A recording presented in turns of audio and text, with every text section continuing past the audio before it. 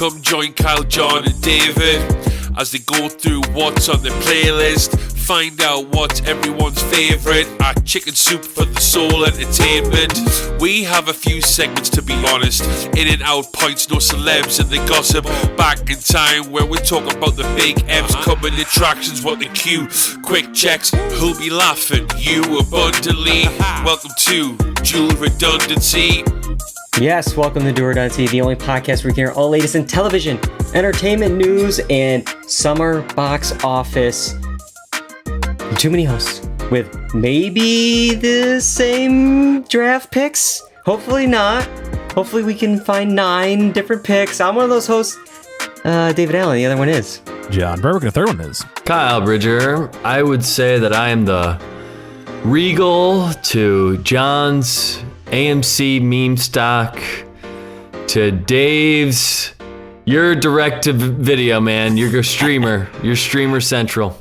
Have I done that one before? It feels similar. I don't think so. I don't think so. I could have been the red box Chicken Soup for the Soul crackle. Yeah, I forgot those still existed, honestly. Yeah, I don't know how much longer they will. But we're not talking about them tonight. We are talking about summer movies, the ones you will see at Regal and AMC this summer. It's our 7th annual draft. We're going to get to that in a bit. Before we do that, we have this first segment. John, what is it? In and out points. In or the out. In or the out. In, out. Yes, it is in and out points.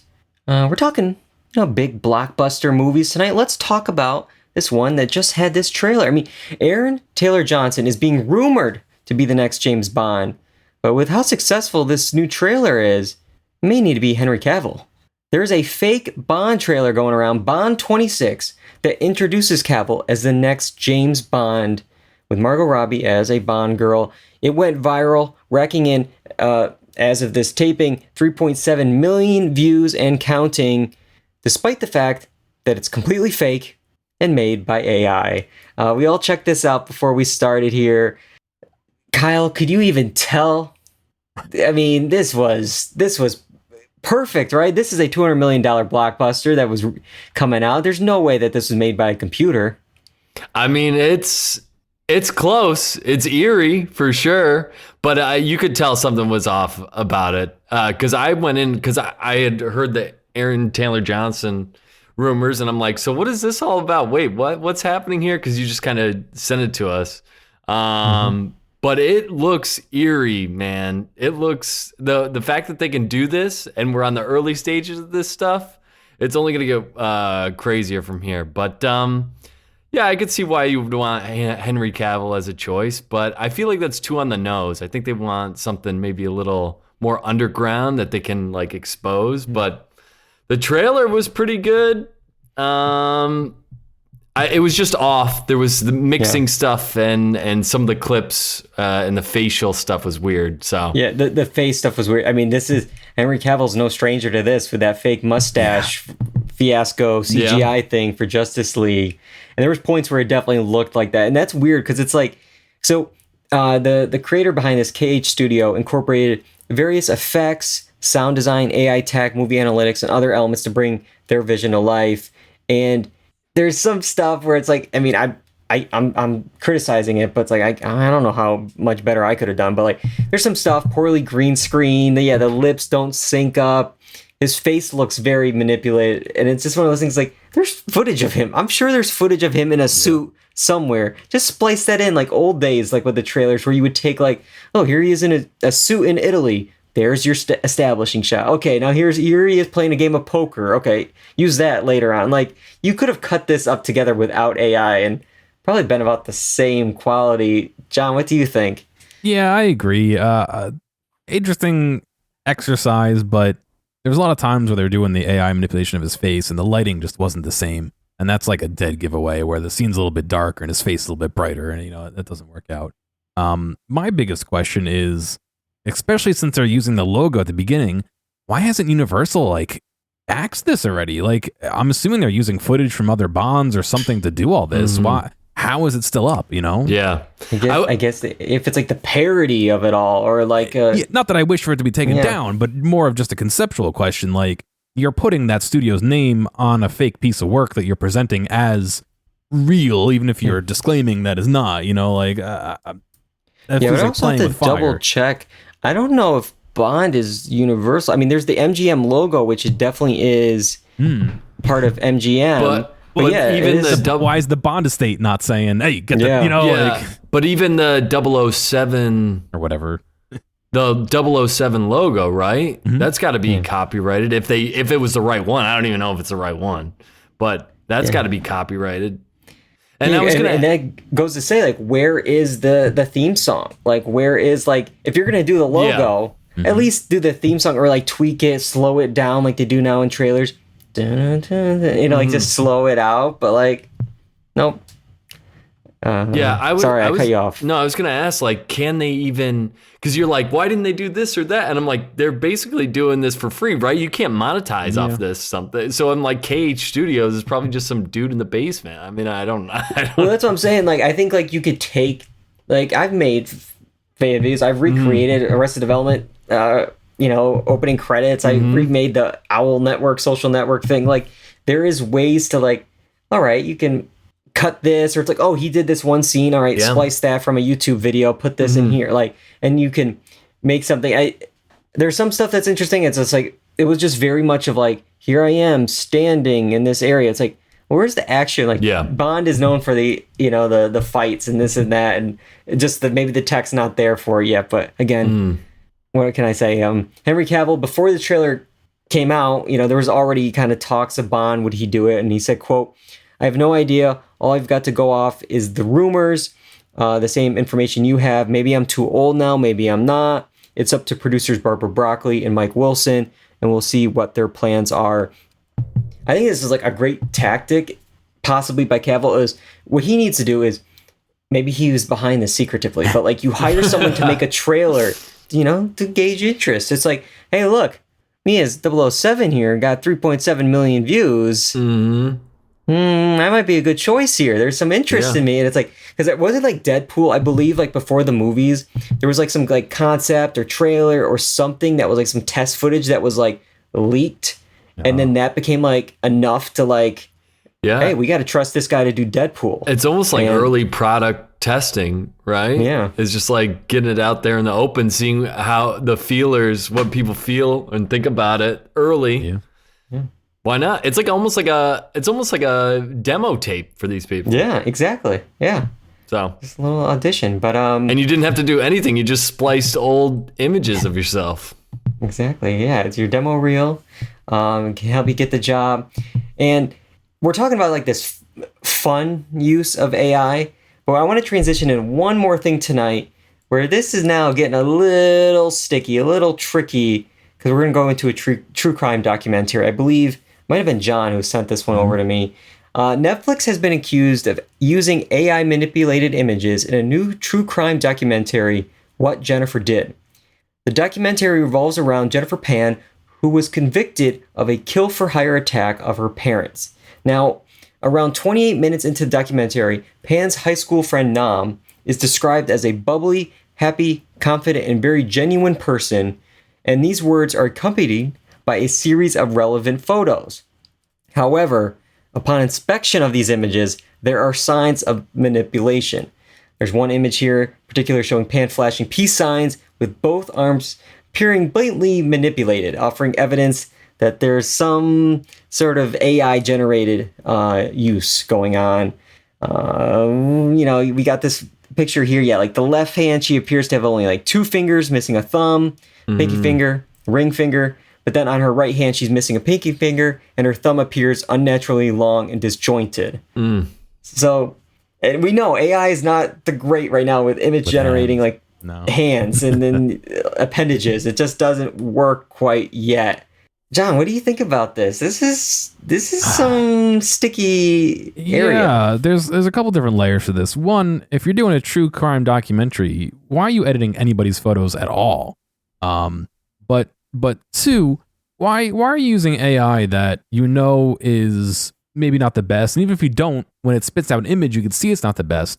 How hard would it be to hire somebody with a similar skin tone and similar body type to just do that, do a peace sign in the same pose and just crop the hand in, like Photoshop it in. Like, have we not been doing that for the last 20 years in Photoshop? Like, why would you? It's just cheaper and faster and easier, and there's just a quick buck. Sure. Of just you don't have to hire somebody and take the photo and do the manipulation. Yeah. But look what you get. You know what I mean? Exactly. You get what you pay for. Yeah. So I don't know. Like I said, I think the bigger issue for me is manipulating images in what's supposedly a true crime documentary. Like, how does that portray true crime? That portrays your narrative of a true crime, which is, in my opinion, a little bit different. So well, yeah, and that's what I was thinking too. It affects the integrity of documentaries as a whole. It's like we can't have half the documentary industry, doing this kind of stuff, because it's like, then what can we truly believe?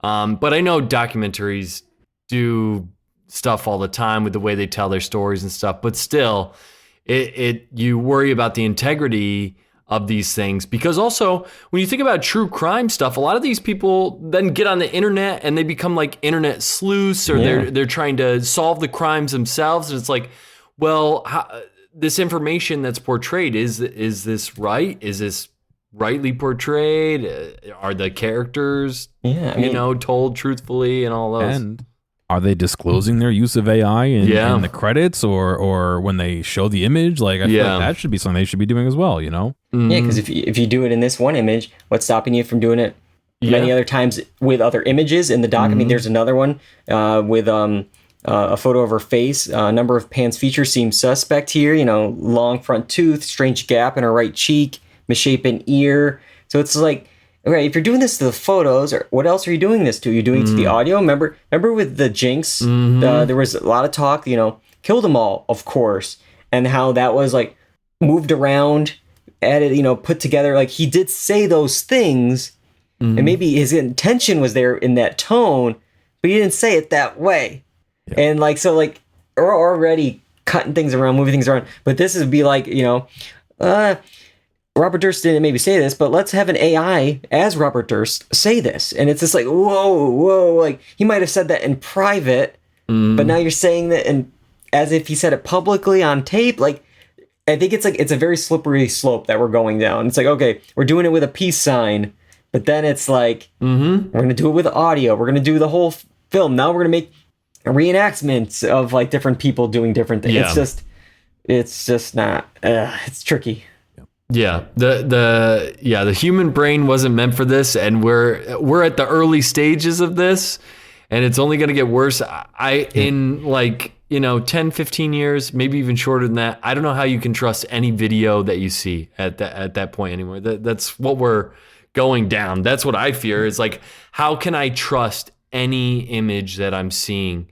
So the government has been starting to investigate on cryptographically signing all their images and video that they put out. And I mean, yeah, especially now, that might not be a bad idea to start doing. Get it out there early that, any official disclosures or documents or whatever is cryptographically signed by the government, that, it would be impossible to emulate in that way, So, I mean, it's kind of the world we're heading into, unfortunately, but if safety is the, priority, that isn't a bad thing to start doing. Yeah. Word Ducky in the chat is calling this unacceptable. Yep. It's very, very tricky. But all right. If we can, let's try to transition now to why we're here tonight. The meat and potatoes of this podcast, our 7th annual box office draft. Now, for those who have missed a few in the past, we'll set things up here and then we'll dive into this. Now, each host gets to pick 3 movies that open wide between May 1st and the first day of fall, which is September 22nd this year. Now, the domestic totals will be added up until that day, the first day of fall. The domestic totals, that's very important. John knows that for sure with Warcraft. international numbers don't matter. Worldwide doesn't matter. It's just domestic is what we're looking at here tonight. International listeners are hearing that. You don't care about them, Dave. That's what they're... I don't need their money. Give me the US dollar. But we're going to allow random.org, our favorite go-to website, to choose the draft order, and then we will hold a snake draft. So whoever gets first pick, it's going to go 1, 2, 3, and then 3, 2, 1, 1, 2, 3. Before we even pull up the random, all I have to say, based on my list, I hope that I get the first pick, because after that, I'd rather you guys decide where I go from there, because I have no idea. I know number one. I always like the two. No. I always like the second pick because I feel like I always have it between two films. Mm-hmm. And that's what I have like this year. I'm like, where do I go with these two films? Someone make the choice for me. Okay. And then I have to get this one. Yeah. And then, because this is going to be a weird, we're going to get to it in a second. Let's figure out the draft order first. What we do is, in random.org, we take the placement from last year. Sorry, Kyle. And hit randomize on that. And the order last year was me, the reigning champ, number 1. Boo. Then Kyle, then John. So put those 3 names in, John, and hit random and see what we got. All right, I'm going to hit random now. All right, let me screen cap this real quick. Hit random till I show up first. No. Oh, okay. Doing it real quick. So the order I got is me, David, Kyle. Okay. Ah! You gotta be kidding me. I almost put the swore image in twice. Chat. Don't share it because it has my IP address on it, please. That's okay. That's okay. It's Kyle's going to immediately post it everywhere for being last. This stinks. Okay. So gonna have to after we choose our 3 films, 9 films in total, we'll also discuss some honorable mentions and, continue to preview what's coming to the theater this summer. Because, this one, I feel like, it's a weird year. There's not the 2 or 3 big Marvel movies. There's no crazy big franchises. Like, it's the B tier, I feel like, of stuff. Mm-hmm. Like last year, you had, Spider-Man, Guardians of the Galaxy, Little Mermaid, Indiana Jones, Mission Impossible, a Fast movie. Like, you had all this stuff. You had a Christopher Nolan movie. You had all this stuff going on. I mean, obviously, the big winner of Barbie as well. But then this year, it's like, the B team of franchises, some question marks, some B is prequels. Being generous. Yeah. So I'm really worried about this year. It's also going to be, it could be a decider here because we've done 6 of these before. We all have 2 wins each. So wow. This will put somebody on the top here. Pure luck on my part. So I go 3, 4, and 9, right? Yeah. Yes. So this is the double whammy. That's not too bad for you. This is. I'm worried. This is the double win. I don't even have 9 that I would choose. So my hope was that I didn't get to 9. Okay. My last 4 are like just nothing. Oh but my God. You know what? As much as that does kind of stink that you've got 3 and 4, I have like 1 and 6 or something. Like I'm gonna get a good one, and then I got nothing. Well, I'm like. Well, you're gonna get a good one. I know that. I think this is the same order as last year. Looking at this here, yeah. Just real quick, I'll say what we had last year. John, you went first. You went with Mission Impossible, and then for picks 6 and 7, you went Elemental and Fast X. Mm-hmm. I went second. I went Guardians of the Galaxy with my second pick. Number 5 was Indiana Jones: Dial of Destiny. A steal at number 8. Second to last picked in the draft, Barbie. Yeah, well, we knew that could be hit or miss. Yeah. And then Kyle had the third pick with Spider-Man Across the Spider-Verse. Number 4, Oppenheimer. And then number 9, The Flash. Oh, boy. Oh, my God. I took a chance, okay? Yeah, you took a chance, all right. All right, so let's jump right to this here. John, you're going to start us off. Ooh. What is the number 1 pick of the summer? I may be going with the one I want to see most rather than what is actually the number 1, which may be beneficial to you guys. But I'm going to take Deadpool and Wolverine. Okay. I really liked the last Deadpool movie. This is the second or third one. This is the third one, right? Yeah. So I remember, no, it was the first one. I remember seeing it and being like, holy cow, this is great. And the second one was good too. So I'm hoping that with Deadpool and Wolverine, it'll be that much better and still draw a crowd, but we'll see. Again, like I said, I may be going with what I think I'll like the most rather than what will make the most money, but that's what I would have gone with my first choice. And I think this movie benefits from being one of the only Marvel movies this year. Yeah. And I think so. You're going to have the fans clamoring for it. Mm-hmm. And it's already, I think, highly anticipated because there's been a lot of leaks with Hugh Jackman and Ryan Reynolds. So I think it's a great pick. I would have gone with this one as well. I think it's going to be hard to beat this year. All right. Yeah. I'm glad that I am at least on the right track with that one. We'll see which two I end up with at the end to accompany this, but yeah, I have this as like, I try to do it in tiers because normally I try to do like amounts, like, oh, what I think they're going to get. Mm-hmm. I have this in like, this was between the two I had too. Also, it's like, there's two films I think that could be big. The rest, and then there's like tiers, and this is. Yeah. I have a feeling the other one is probably my second choice as well, but we'll see in a few seconds.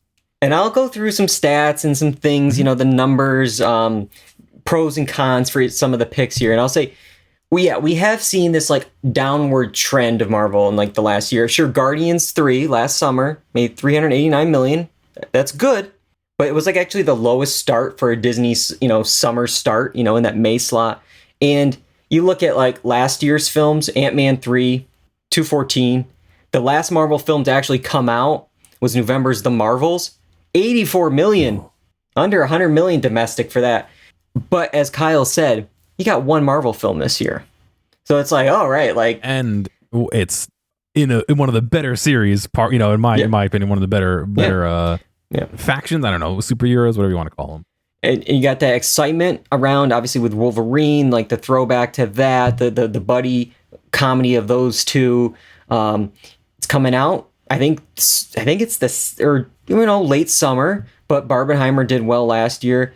The thing you always worry about with some of these films is like the R rating. Obviously, like it cuts the box office a little bit, but Oppenheimer did quite well last year, R-rated. So, and I don't think that stops anyone from bringing their children to the first two. So that's true.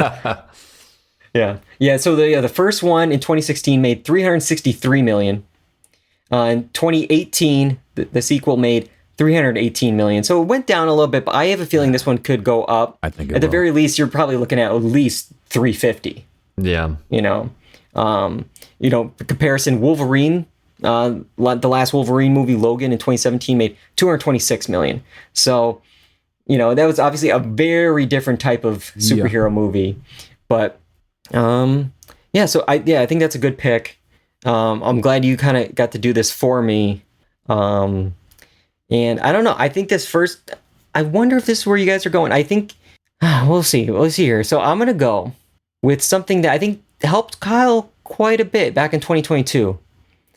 He picked a film in this franchise, and it's an animated film. And I think of the three animated films, really, we're getting this summer, I think this is going to be the strongest of the three. And I like a family film because family film means more tickets being sold. You got to get the whole family to go. It's coming out July 3rd, a holiday weekend. Despicable Me 4. That's where we're going. We got the Minions. Here we go. That was not what I was thinking, so that's interesting. Yeah, that's not what I was thinking either. Interesting. Okay. I mean, I have it on my list pretty high up, but that's not where I thought you were going with this. Interesting. Well, I'll go. So I'll do some of my stats here. So yeah, like I said, good holiday weekend, family film. In the Despicable Me Minions franchise, Minions is actually a bit stronger than Despicable Me. Like if you look at averages between all the films, Minions make $350 million. This makes $294 million. Like, so the last Despicable Me movie back in 2017 made $264 million, but the last Minions that Kyle picked in 2022 got him about $370 million. So if I can clear $350, that's what I'm predicting. Maybe Wolverine is or Deadpool Wolverine's making. That's where I kind of want to be. So I think I like this pick. There's obviously some anime ones you could go with. And then you always got to worry, it is a Universal film. Are they going to send it to Peacock quickly? But I don't know. I think if it's making money that holiday weekend, I think they're going to want to get as many families as they can. Yeah. So that's where I'm going. Interesting.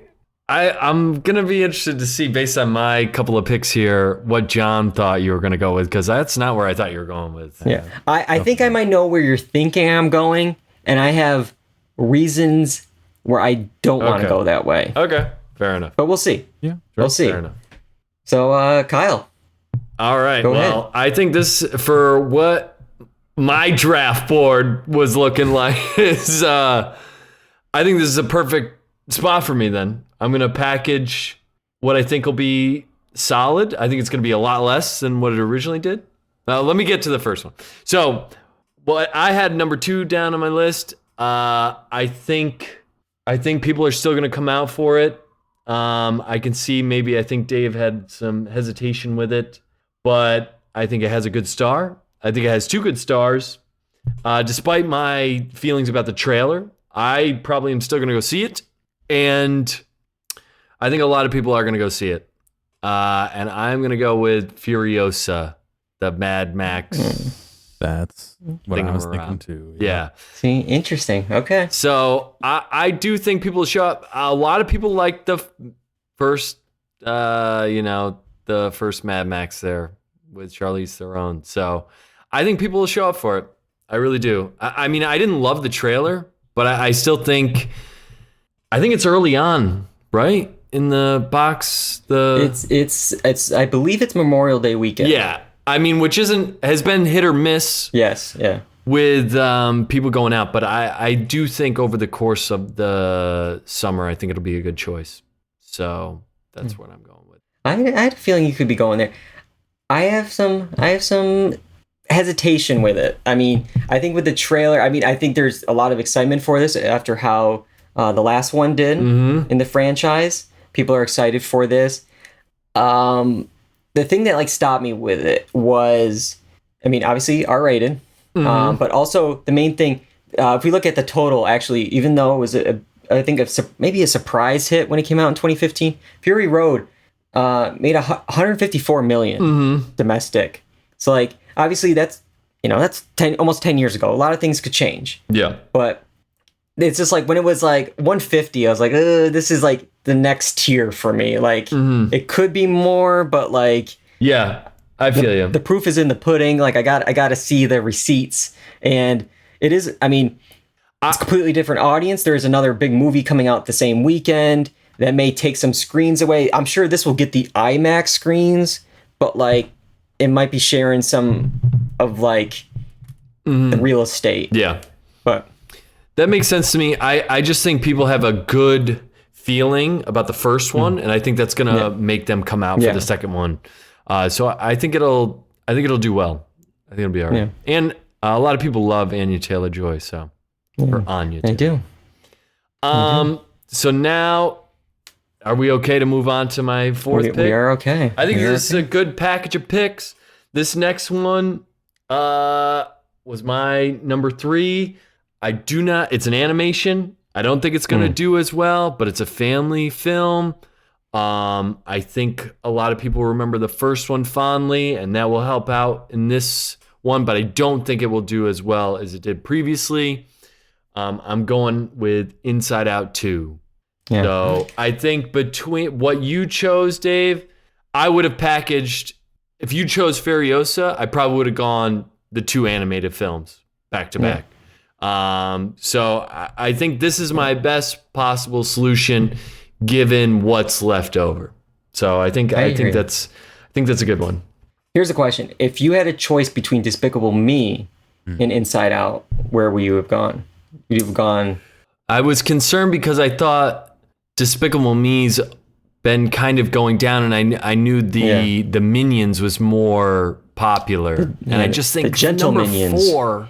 Yeah, that's true. Because the even the Minions thing, I was like, it took like a marketing campaign that virally blew up in order for it to like really amount to what it did. So I just didn't see it as high. I had Inside Out higher, actually. Yeah. I had him like, that's where I was like, I had my Deadpool, Wolverine, Despicable Me, and then I have like this like middle tier of like Inside Out, and maybe one I'm going to be picking next. I'm unsure now. I was kind of maybe seeing if I could maybe get this one. Like I was hoping you would make the decision for me, and then, but the original Inside Out back in 2015, about 356 million, and that is 10 years ago. A very different world since then. And the reason why I was worried about this, which I don't know if the public will remember this, but I think they kind of did, because I'm pretty sure if I did the math, 2022 when there was the Minions film and Lightyear.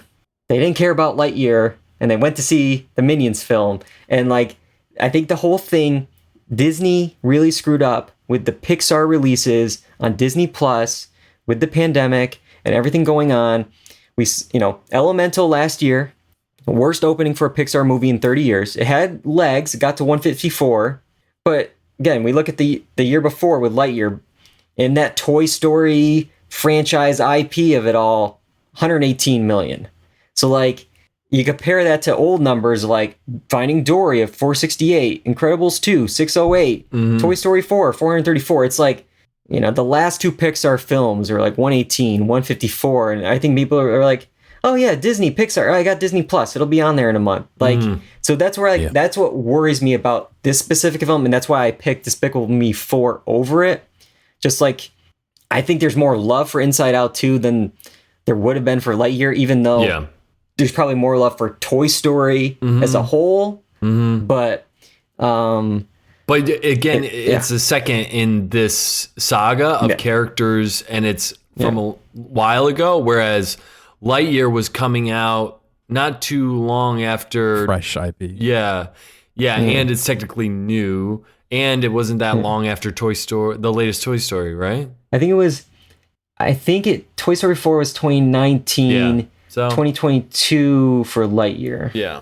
So I mean, it's still kind of in people's minds. Inside Out has been, a while. You've got now parents that probably remember when they were younger, taking their children, whatnot. That's my goal and hope.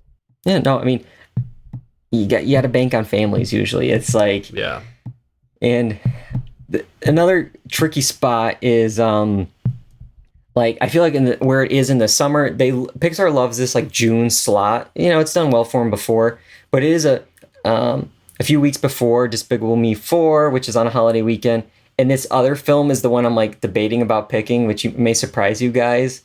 It's just a few weeks after that, and that's another family animated film that it's like in a tricky spot, because it's like, oh, I already bought my ticket in May, for the family. I'm going to buy this in July. Like, it's in that weird spot, but I might just do it. This is what I had it between, so I might as well just trust my gut, going all in on kids this year, I guess. Oh boy. This is a tricky one, because I'll go through my reasoning in a second here. I'm going with a film that's coming out the same weekend as Furiosa. Memorial Day weekend. Again, hopefully the kids come out and they see their favorite feline on the big screen.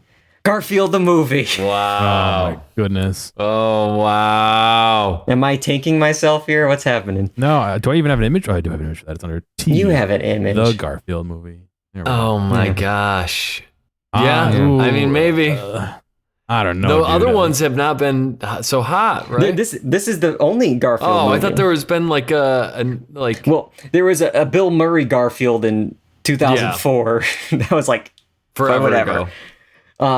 Here's the stuff. This one was tricky because there's no real comp for it. Like, I'm taking a gamble. I think that's a good idea. I have 3 different things I could look at as possible comps, and I'm going to be stretching, so watch your backs. I might pull them on this. Okay, so if you look at Chris Pratt, obviously voice talent. Probably most parents are like, I don't care like who's voicing it. Like, the kids won't recognize it, whatever. But if you look at his past voice talent work, last year he was Mario. Mario made $574 million. That was a surprise, crazy hit. Super Mario, and he's done the Lego Movie. The original made 257. If you look at comic strips, if I'm looking at other comic strip movies, Peanuts, that made 130 million in 2015. Like, I'm really stretching here. I don't have anything to really go off of with Garfield. Animated cat movies, Puss in Boots, 2022 made 186 million. So I'm hoping between all these ones that are at least over 100 million, over 150 million, okay, I can at least get that. That's what I'm hoping for. Do you want to do my cat home videos too? Do you want to see their views and how they calculate in? And I don't know. Are they making my question 150 million? Maybe. we gotta get them on the Patreon. Yeah. Do kids even know who Garfield is at this point? Like, do they read Lasagna Cat? I don't know, but I also wonder if it's like there's like some posters going around in the trailer. One of the first things you see is like a baby Garfield, and it's like one of those like baby Yoda, the cutest, biggest eyes you've ever seen. Yeah, that's what they're selling here. They're selling that, and like fair enough. I think you got like this cute little cat. You got some hijinks. Like you have that going on. Pretty colors. Like that's I think what we're. So the Garfield is for the parents. All the cute stuff is probably just for the kids. Yeah. So again, it's a risk, but I think I think outside of those first 2 or 3, the rest are all kind of like might as well. Yeah. I think where you're at, you gotta take that chance somewhere. Just like I took a chance on the Flash. So you never know. You win some, you lose. Yeah. Okay. And all right, John, you're gonna get the turnaround here. Speaking of might as well, I get 2 in a row, right? Yeah. Oh man, this is tough because I don't think I like much of what's left here. Yeah. All right, I'm gonna pull off the Band-Aid. I remember this one being, I think, kind of big when it came out, and this is the prequel to it, explaining how the world got into this state. It's A Quiet Place Day One. Yeah. Looking at what's left on here, I don't know. I feel like I'm scraping the bottom of the barrel. And not that this is going to be bad, not to put this down, but out of all that I see that's left, nothing really like says like big. It just says like, oh yeah, nice movie. You know what I mean? So we'll see. I kind of agree with Dave on wanting to see a movie of how something happens and how it gets to that state. So hopefully there's a lot of that and not like, oh yeah, they showed up and then like, they skip forward to them, doing what they're doing. But I don't know. Another gamble movie, I guess. Yeah. I mean, the other ones have done fairly well. It did all right, if I remember. Yeah. I can give you the stats. I got 2018, the original, 188 million. Okay. And then in 2021, a little bit of an asterisk on this one because this was like one of the first films back with the pandemic. 160 million. Okay. So we're in that 160, 190. Yeah. That might just be under enough 200 to sustain against anything else that's going. You know what I mean? Yeah. This one isn't going to win it for me, but it'll keep me in the running. And the worry I have with it is it's like this like pseudo IP. Like it has the Quiet Place moniker, but it's like there's no, at least from marketing, no John Krasinski, no Emily Blunt, none of like that world. This is a prequel, that kind of thing. But you look at like the pros, it's right before holiday weekend. This is such a theater movie. You want to be quiet doing the popcorn, the sounds, nobody makes a sound. Like this was a fun one to see in theaters. And then I'll go back with a con. It was actually announced that this could be a mini in and out point. The CEO of Paramount is out. And this is a Paramount film. There's this possible merger Skydance thing going on as early as this week. Nothing's going to I think this will still come out. This will still be released.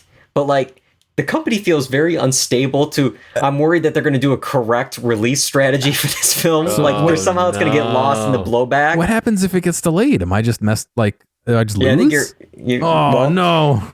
You have to hope it gets out before Labor Day or whatever, so you can at least make something. Oh, no. I would just be more concerned that they just stop marketing it, and then it just gets nothing. Tax write-off. Or yeah. Oh my God, could you imagine?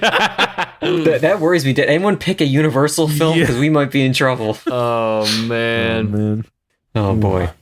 But no, I mean, this was like a big question mark for me, because it is like that pseudo IP where it's like, yes, it is a franchise, but it's something, it's different. It's and again, I had it in like this.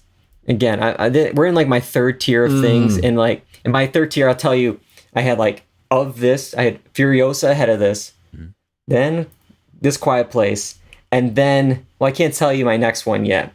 But then I'm like, so I'm really hoping you in your next pick you don't pick it, and it's like, well, like that's how it's been all night tonight. It's like, well, I have it between these two. Okay, John makes the first pick. Okay, I have it between these two. Okay, Kyle makes the anime pick. All right, I have it between these two. So like, yeah, I'm just kind of getting what the world gives me. But I had this as my 6th ranked film too. Yeah, there was number 6 on my list. So, all right. So maybe I'll do a quick recap just to kind of set the scene of where we are here. All right. So John will be going next, but he has so far picked Deadpool and Wolverine and A Quiet Place Day 1. I will go after him, and so far I have Despicable Me 4 and the Garfield movie. I'm doing it for the memes at this point. And then Kyle, he will end the draft with pick number 9. He has Furiosa, a Mad Max saga, and Inside Out 2. So, all right, John, let's go back to you. Finish us off. What's your last pick of the draft? All right. Again, in the realm of who knows what the hell's going to happen, it's a crapshoot across the board. I'm going to go a little out there. And this again, maybe one of these ones that bites me later, but I'm going to pick Borderlands. Ooh. There's a lot of interesting.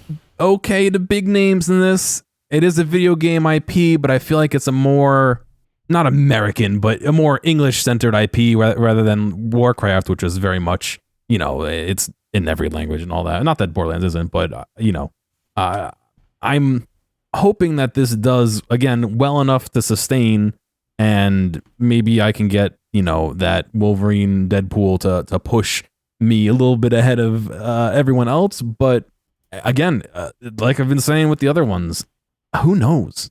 And I this wasn't even on David's list, I know, because he didn't give me an image for it. I had to go hunt for it. So to give you guys a little bit of a behind the scenes what goes on here with the podcast, I come up, I create all the like crop posters and images for John to use, and I have to give him more than I think like we need, mostly because it's like I don't want to tip my hand to John and be like, these are the only 10 that you're gonna need. And it's like, so I give him like a bunch of stuff. Like I probably give me like 20, 25 films. Wow. And I didn't have this, and I saw it listed, and yes, the cast is there. Maybe it'll be like a Suicide Squad something or other, but I don't know. It's a gamble. That Dog Days of August summer slot. It's a gamble. Yeah. I don't know. Yeah. I don't know about this one. I mean, I'm with John. I think it's worth a shot because we're in this tier of, I think we're looking at 100, 150 million. That's true. And if you can get a surprise, it's got some IP. I think you're going to need some good reviews. If it doesn't get good reviews, I think you're screwed. But I think it's worth a chance because I think it could be a surprise where it does just good enough to keep you in the running and hope that Deadpool wins it all, And I think that's kind of the best I could do is which one do I want to keep me in the running rather than which one is going to be a leap ahead for me, So we'll see. I think I'm gonna keep up the tradition of choosing one that is just like not sure, and that is definitely the one for me. So, I will give you a bit of bad news though. Yeah, John. Word Ducky in the chat says, I didn't even know the Borderlands movie existed. Oh So, Yes. no! Yes. isn't that the core audience we're looking for, However, John? No. we did post the poster and the trailer when it launched in Discord, which I know he's a part of, and the group of us, not necessarily Where Ducky, did discuss it. So he is only himself to blame on. You could try all the marketing you want, John. I don't know if it's getting to people, Yeah. but all right. Yeah. So yeah, that wasn't on my radar. I could see it happening. It could get you something. I just worry that it. Yeah. I mean, Guardians, the original Guardians came out in that August spot. It was a big surprise. It could do something, but this one I feel like is just a bit too weird for that mainstream audience. see. But yeah, as you guys say, we are getting some slim pickings. Yeah. So, For sure. all right. I think I know what Kyle's final pick is going to be. Oh, So I'll do give it to him you? because I have right now I have a 7 and I have an 8. They're in different tiers, so I guess I got to go with my initial tier here, and give Kyle the one I think he's going to pick. But I think I got another question mark, and I kind of took a question mark last time in this spot, 8th pick overall, and it did really well for me with Barbie. This will not even get anywhere close to Barbie. It is coming out the same weekend as Barbenheimer, though. But yeah, it's a giant question mark. 30 years almost since the last one of these. Yeah, I knew you were gonna go with this. And we're looking at twins. Yeah. It's Twisters. We're looking at twins. Yeah. That's what they say. That's Yeah. what they say in the trailer. Yeah. So yeah, this is a question mark. This is of all the films I think we might have talked about so far. Well, maybe no. I take that back. There's one or two I'll add maybe in that same quadrant. This is one of the films I want to see this summer. I really watched that one from '96. That is a solid, fun Yeah, it is. movie, and I think that's what people are going to want this summer. Just fun, mindless, big screen. The 4DX IMAX experience of this film. I think it could help it. About 30 years ago, this one actually made 241 million domestic. That was huge. Yeah. So Yeah. I don't think it's going to hit that level, but can I get half that? Can I get 150? Can I I think it could be a surprise. yeah. I hate to say it like this also, but if more of those twisters just happened in Oklahoma happened boy. around when this, I think you could be seeing people just going in for that kind of vibe. But yeah, and I haven't gone to too many movies recently, but I've seen it advertised every time. I saw it at Doom 2, I saw it Civil War, every time they're advertising the heck out of this movie. I wouldn't say there's a huge star, Glenn Powell is definitely on the rise. Yeah, for sure. But I think the rest of the there's not a Ryan Reynolds, Yeah. Hugh Jackman. This is not that. So Yeah. that's where it gets a little tricky. But I think as we see in the poster, the star of this film is a twister. The cast is their backs is on the poster. Yeah. We don't even see their faces. So I don't know. That's where I'm going with this. Speaking of the poster, the movie's called Twisters. In the Yeah. trailer, wasn't there a reveal that there's two of them, right? Yeah, and why they're I had the same thought. And they couldn't put two on the poster. How many cool designs could you do with them twisting around each other to form a T or something and you just have one. You already ruined. No, I'm joking. Yeah. Well, I just am annoyed with the trailer because it's always T, W, and it shows the letters flashing, and it just gets to R, and then it just goes to Twisters, the whole thing. It's if you're going to commit to the bit, you got to have the S in there as an extra one, and then do the reveal, but whatever. Yeah, so that's where I'm going. That completes my board. What a weird 3 films. But hey, I got the families. That's what I'm going for. I think they're gonna make some money. The anime ones, and I think, like I said, Despicable Me 4. I think I have it edging Inside Out a little bit. I mean, who knows for sure, because it could be a bit. I go back and forth with the pick of Inside Out and Despicable Me 4. Could it do it? But I just look at the facts from the last 2-3 years with Pixar, and it's just Yeah. I don't know. But enough about me. Kyle, here you go. Last pick of the draft, number 9. Where are you going? Well, again, I only had 8 listed. Well, I had more, but I only had 8 legitimate ones, and all of them have been chosen except this one. I can't believe they keep making them. I've never seen one. And they've increasingly gotten worse and worse with their money. But I'm going to go with Kingdom of the Planet of the Apes. That's exactly the film I thought you were going with. Yeah. But I thought you liked these films. I mean, I think I've chosen one before, but I've never seen them. Maybe that's what it was. Maybe I remember you picking one before, and it did okay. And I'm like, okay. Oh, like I thought he likes those films. So that's why I was giving you this film because I thought you were into this franchise. No. I've never seen one of these movies. I can't believe they keep making it. I can't believe they make as much as they do. They make a solid 150 million every time. Yeah. How can you pass that up? If people are going to still keep going and see them, I think the same thing about, I hate to say this, Mark, but like, I can't believe they keep making the Godzilla movies. Oh, I can hear him screaming now. Oh yeah, we lost the bet. We get it. Okay, move on. It was so February, dude. I think I'm looking at least 100 million. Yeah. And that could be the game changer. Be the difference. Here. Again, you're looking to keep that sustained, Yep. Yeah, and so some stats on this reboot franchise that we've been seeing over the last 10 years or so has been waning, as you said. Like Rise back in 2011 made 176 million. Dawn in 2014 grew it to 208 million, but then War of the Planet of the Apes 2017 146 million. They're much bigger overseas. They're getting like 340 to 500 million a pop just internationally. But yeah, you probably can get at least 100, maybe one. I had like maybe 120 as my guess for this. I had this right under Twisters, and then like another tier. It's just, yeah, it is at the start of the summer. It's the weekend after Fall Guy, which I'm going to talk about a little bit. I know we might go over a tiny bit. I just have a bunch of other films I want to like run through of like, yeah. But it's like, maybe this could be the actual official start of summer, because this will really seem like a blockbuster. The only thing I worry about is like, it feels a little bit of like the MCU where it's like, if I haven't seen Rise and Dawn and War, do I need to see all those before this? It feels a little bit of like, I'm lost. Like I too far. Yep. Like, but that's what's stopping me. But,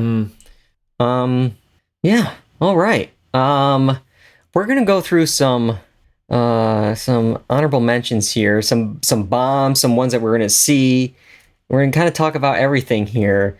Is there anything else you want to talk about that you think could make some money this summer? I mean, after that, if Beetlejuice 2 or whatever came out earlier, maybe. Yeah.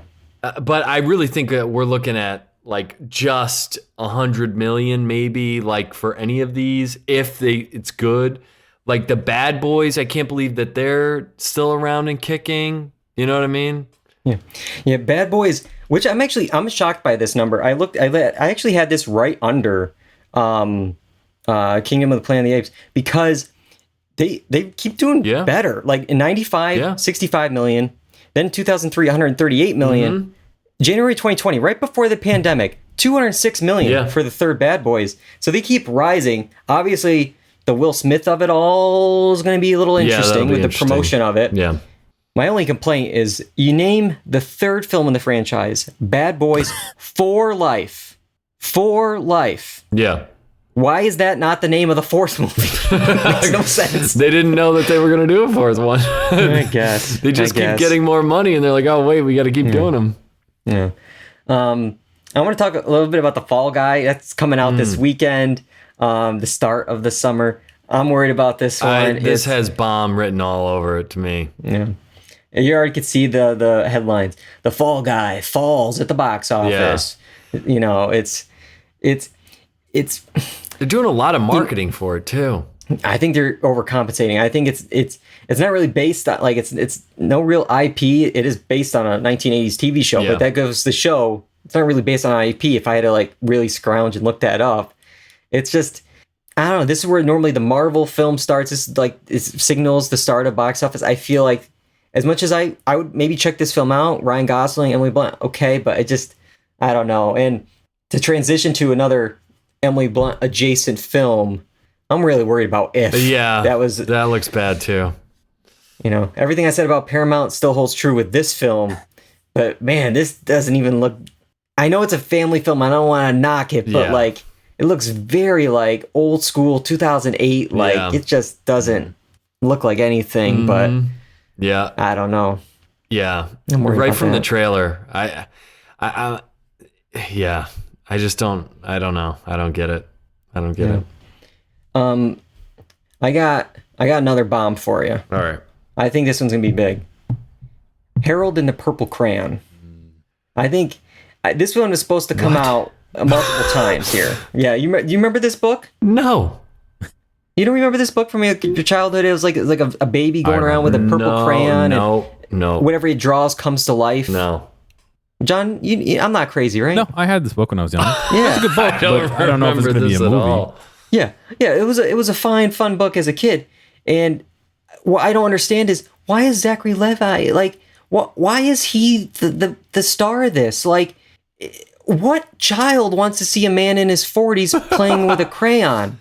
Like, at least the book is about a baby. If you can't do a baby, do a small child, do a kid. Yeah. I don't understand this at all, but like it's been delayed so many times. It's supposed to come out last summer. It's finally coming out this year in the dog days of August. It feels like This is just bomb. direct to streaming vibe to me. Maybe it will. Probably. Maybe it will. But I have a one giant question mark before we get to the ones we actually want to see. Any other films jump out to you of like some strange choices, some bombs, some anything on the list? I think we mentioned the ones that I'm a little worried about the Amy Winehouse one. Yeah. Yeah. Well, if it does, That didn't look good. Yeah. Like No, it didn't look like it was going to be a Bohemian Rhapsody. It didn't look like it's going to be an Elton John. this is the I don't know if you recognize her. That's the Yeah. actress from Industry. yeah, And No, I don't think it works. I didn't. I don't think it works. Yeah. Yeah. I think Amy Winehouse wouldn't want a movie like this.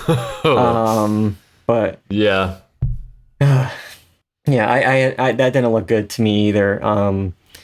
The biggest question mark I have of the entire summer is Horizon: An American Saga, chapters 1 and chapter 2.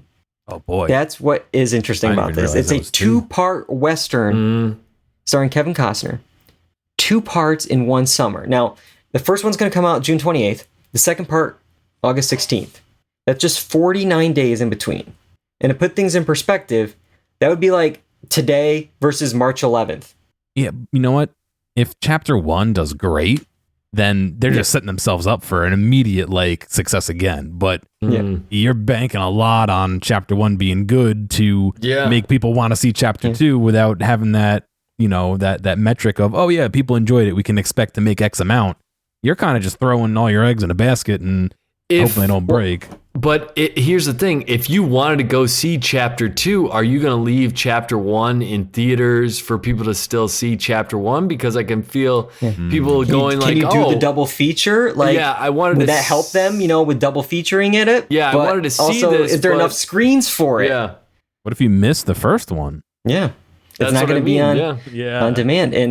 And like this would be like if literally March 11th is about a week after Dune 2 drops. So that'd be like if like they did Dune 3 right now. Like Dune 2 's still doing well in theaters. yeah. Like Yeah. it's a tricky thing, and I think like a lot of people know Kevin Costner doing westerns from Yellowstone. Obviously he did money movies, back in the day. But like with Yellowstone, that's like at home on TV. They're used to that. And like to make them come to the theater not once, but twice in a matter of 2 months, that's asking a lot for the audience. And it's because it's like, yeah, every December is a Lord of the Rings film. Every Harry Potter is every July or something. But like, this is way too close. And it's not even the full story. I heard Kevin Costner wants to make 4 films. Oh boy. And he wanted to shoot 4, like all 4 back to back before the strikes hit. So like chapter 1, chapter 2, are we going to get chapter 3 and 4? And like, are the audience going to, this seems like a really, ugh. Yeah. But- Well, aren't they marketing it as like you got to see it in the theaters because it's course. like the landscape of like the You gotta see the Wild Western West. screensaver. Yeah. But yeah. I don't know. I always hate the like trailers. It's like the threat at the end. It's only in theaters, exclusive to theaters. If you don't go to theaters, you're not watching it. It's like, okay, like fine. I got some films I'm excited about. We can run through them quick because I know we're a little over here. I want to hear what you guys think too. But I'm going to start off with, there's actually 2 films coming out on June 21st. It's kind of like the Barbenheimer weekend for me here. The first one is The Bike Riders. It's a Jeff Nichols film set in the 1960s. It follows an outlaw motorcycle club with Austin Butler, Tom Hardy, Michael Shannon, and Jodie Comer. I like Jeff Nichols, you know, some of his past work like with Mud and stuff like that. It's like, all right, this seems like a nice, you know, like great cast, time period. Like this could be a nice, you know, adult film after I watch Garfield and Despicable Me 4. But the very same weekend, there's a film called Kinds of Kindness. And it's the next Yorgos Lanthimos and Emma Stone collaboration. Also stars Jesse Plemons, Willem Dafoe, Margaret Qualley, all my people, all the people I like are in this film. But the thing I worry about it, even though it had a great teaser, the teaser, if you haven't seen it, check it out. It's so well edited all together to the song there. It's actually a film in 3 parts, like in the film. So it's like 3 short stories in the film. And what worries me is like, are they 3 separate things? Is there a connection to them at all? Is the cast not interacting? Are we not going to have Jesse Plemons with Emma Stone and Willem? Like, is it like it'd be one thing if all 3 parts come together at the end, but if it's just 3 short stories, maybe that's a mini series. Like I don't know. It's just, but that's the thing that worries me about it. But it still looks pretty cool. Yeah. No, it's definitely on my list. What else do you guys got? Any other honorable mentions you want to bring up? I saw a trailer this past weekend when I was watching Challengers for Blink Twice, which is what's that? I think it's Zoe Kravitz is directing it. It's with Channing Tatum. But it's like this kind of mysterious billionaire has parties at his place, and he invites these 2 like basic citizens to come, and it's like a whole bunch of people there, and there seems to be some kind of psychological torture happening, and it seems very, very strange. It seems kind of interesting, but yeah, I think I'm down with it. Watch the trailer. It seems like it could be fun. All right, that sounds interesting. Whereas the opposite one, the one that I think that has Channing Tatum in it, is this thing about going to the moon or like faking the moon landing. I didn't think that looked good at all. Fly Me to the Moon. Yeah, I think it's let's see, 1960 space race. Yeah. Got Scarlett Johansson, Channing Tatum, Ray Romano. The cast looks good, but I haven't watched any trailer for it yet. So I saw the trailer. I did not dig this one. I'm also sick of like just going to I just saw First Man recently. I know that came out a while ago, but it's like we're doing the same 1960s going doing on, the yeah. same thing. Except this one is like they're faking the moon landing, but still I didn't like that. The other one that I had on my list, I think we saw it when we went to see Civil War, was Maxine, the A24 film. Yeah, I haven't seen the other Maxine films, so I don't know much about the franchise, but it did look good. It looked interesting, so we're checking out. But those are my 2 that I was kind of like, oh, these might be interesting. Yeah. Before I run through my last like 2 or 3 here, John, do you have any that jump out to you that seem interesting? Yeah, we kind of talked about it earlier, and it's not quite the summer, but yeah, Beetlejuice is on my list of ones I'm interested in. Beetlejuice. Yeah. Right. This twice. Not one more. I'm gonna say it only once as a precaution because I think I said it once earlier. And again, Deadpool is kind of up there as my probably number 1 most see for me this summer. So that'll be on my short list for sure. Yeah, Beetlejuice. It's technically like a fall film, but I counted it because it's like, oh, like it is in September. It's within our box office game rules. I'm excited for it. I mean, it could be a mess, but you know, all these long-awaited sequels like Dumb and Dumber and Zoolander and Anchorman can be hard to pull off. But it's shot practically. You know, it seems like the vibe of the first film, so I'm excited for it. I'll definitely check it out. The other two I wanted to mention, I picked Twisters, and I think it could be the summer of Glenn Powell here. Hitman. Yeah. It's going to be a Netflix release, but it's the latest Richard Linklater film about an undercover police officer who poses as a hitman to arrest those trying to hire him. Just seems like, it has like that Linklater, just like fun summer like vibe to it. Him dressing up in all these different characters and personas. I think it'll be a fun one to check out. Dude, it seems like Glenn Powell could be like an up and coming star for the future. It really does. He has that vibe. I think this is going to be the summer. Yeah. I think this is going to be the summer, and we'll see. And the last one I'll mention is this guy hit or miss. Like, you never know, but Trap, the M. Night Shyamalan film. It's about a serial killer dubbed The Butcher who joins his daughter at a concert for a pop star, but then he realizes the concert is a trap set by the police to catch him. So who knows what that is going to be, and if there's going to be another thing to it. But that sounds like they already spoiled the movie. I think that's good. Like, that's probably like the first 5 minutes, and I'm sure there's like, we're going to find out like some crazy, they're all dead and they're all aging backwards and they're all I'm just making stuff up as we go along here, but there's gonna be more to it, I bet. But all right, let's just recap our picks while we close out here. But actually, it's just not us. We're not the only ones playing this game. Oh geez, we have another player as well. Oh god, yeah, let's see it. We started the pod talking about AI, so let's finish with AI. Last year we had Google's AI chatbot Bard predict alongside us. Now, since Bard picks last, Bard gets a bit of advantage and is allowed to pick out of every possible film. So some repeats from us, so there's that caveat to it all. And even though Bard was actually second last year, he beat Kyle and John with their picks.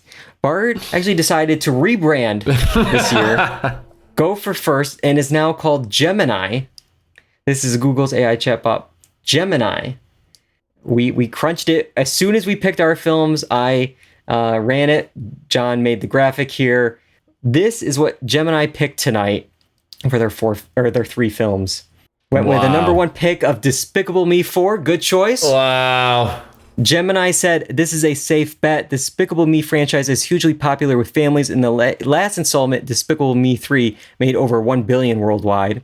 We don't do worldwide totals, Gemini, but that's okay. The next film on the list was Deadpool and Wolverine. Combining two popular and established franchises with a strong fan base is a recipe for box office success. That's a good one for you, John. And then went all in with John. The third pick, A Quiet Place Day One. The first A Quiet Place movie was a critical and commercial hit, leaving audiences wanting more. This prequel has a lot of potential to draw in a larger audience. So those are the three films that Gemini picked. I worry a little bit here because it looks like, okay, Kyle picked two of John's films. But if we look at Gemini's honorable mentions, picked two of your films. Gemini went with Furiosa, Mad Max Saga. This one to keep an eye on. This prequel is to the highly acclaimed Mad Max. Could be a big hit, but it depends on whether it can capture the magic of the original. And also went with Kingdom of the Planet of the Apes. This reboot of the Planet of the Apes franchise has the potential to be a big summer movie, but it'll depend on the marketing and execution. Okay. So thanks, Gemini. This could be anyone's game. Those are Gemini's picks. The only thing I will say, I don't think Wolverine or Deadpool and Wolverine and Despicable Me would have ever been in a situation where you could have picked them. No, those were the top. Well, I mean, I guess you couldn't have gotten two. You couldn't have gotten those two because I think those were in the first three. Yeah, for sure. That would have gone in the first round, and it did for us. So, yeah. All right, so let's go through our picks real quick, and then we'll end this thing. John, you went first. You picked Deadpool and Wolverine, A Quiet Place Day One, and Borderlands. I went second. I picked Despicable Me 4, the Garfield movie, and Twisters. And Kyle closed this out with Furiosa, a Mad Max Saga, Inside Out 2, Kingdom of the Planet of the Apes. I think we all have one at least one big hit. I think with so us. too. At least one. So it'll be interesting. I think we all have one film that's a big question mark, and then the other one, is like in the middle there. I think we're all. Yeah. I do think John, especially hearing you guys talked about Deadpool so much, I think that one might be the one. But again, I didn't have to make the choice. It was in my top 2 anyways. So, but good work, guys. I think we found, we scraped the bottom of the barrel of what was out there, and I think got at least the top 9 or so. Yeah, so. it's bad. It's sad that it's such a bad year too. Yeah. All right, we went a little long tonight, and we're gonna take next week off. All right, that's my little treat to you. We don't have to do a show next week, guys, but we're gonna be catching up when we come back in 2 weeks on some movies and shows. We don't have the exact plan yet of what we're talking about, but some things we could talk about is Unfrosted on Netflix, the return of the Jinx, maybe some quick checks. I know Kyle saw Challengers. I'm watching The Circle. John and I watched Quiet on Set. So there's a lot of things we could do. Maybe do a little bit of a grab bag episode before we take some summertime off. Make sure you're following us on YouTube, Apple Podcasts, Spotify, the blog, doorduncy.com. We are live on Twitch, twitch.tv/doorduncy, and on YouTube at the same time. You can follow us on social media, on Twitter, on Instagram, and TikTok at doorduncy. All right. We're Ducky's asking, are you also required to watch these or forfeit your box office take? Oh boy. Oh gosh. Definitely not watching these. I'll watch Twisters. That's all I got. That's all I have. Sorry. But all right. I got to thank both of you guys for joining me tonight. John, so much heavy lifting with you're making graphics during the show, directing the show, getting the episode up on Apple Podcasts. Couldn't do it without you guys. Yeah. No, I'm done. I'm beat. I need the summer to relax and watch some movies. And until next time, I'm David Allen. I'm John Berwick. And I'm Cobrager. And that's all we got for Do or Duncy. Goodbye, everybody.